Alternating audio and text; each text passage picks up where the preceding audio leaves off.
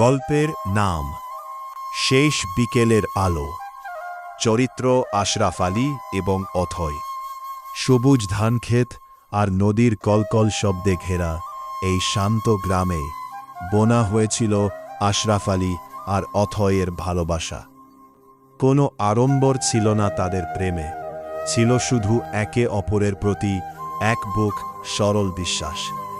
প্রতিদিন বিকেলে নদীর ঘাটে কাশবনের আড়ালে চলত তাদের নীরব কথোপকথন। কখনো আশরাফ পকেট থেকে একটা বুনো ফুল বের করে অথয়ের চুলে গুজে দিত, আর অথই সেই ভালোবাসার ছোঁয়ায় লজ্জায় লাল হয়ে উঠত।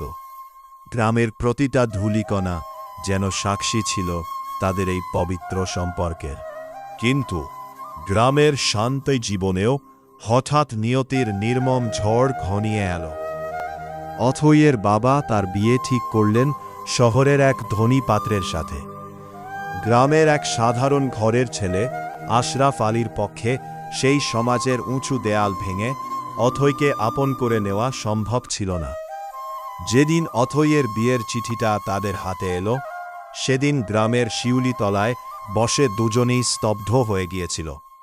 অথয় কেঁদে কেঁদে আশরাফের হাত দুটো আঁকড়ে ধরেছিল, কিন্তু ভাগ্যের কাছে হেরে গিয়ে আশরাফ শুধু নির্বে চোখের জল ফেলেছিল, কোনো প্রতিশ্রুতি দিতে পারেনি। যেদিন কনের সাজে অথয় পালকিতে চড়ে অন্য এক অচেনা গন্তব্যে চলে যাচ্ছিল, সেদিন পুরো গ্রামের বাতাস যেন ভারী হয়ে উঠেছিল। আশরাফ আলী সামনে আসার সাহস পায়নি। দূর থেকে বড় বটগাছটার আড়ালে দাঁড়িয়ে শেষবারের মতো দেখেছিল তার জীবনের সবচেয়ে প্রিয় মানুষটাকে। সে নিজের সুখ বিসর্জন দিয়ে শুধু অথয়ের ভালো থাকা প্রার্থনা করেছিল। আজ অনেকগুলো বছর পার হয়ে গেছে।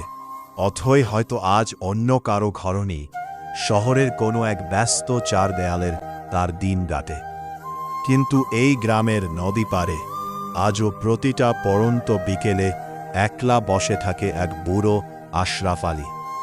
নদীর জলে সূর্যাস্তের আলোর দিকে তাকিয়ে সে আজও মনে মনে বিশ্বাস করে, কিছু গল্প হয়তো অসমাপ্ত থাকলেই বেশি সুন্দর হয়।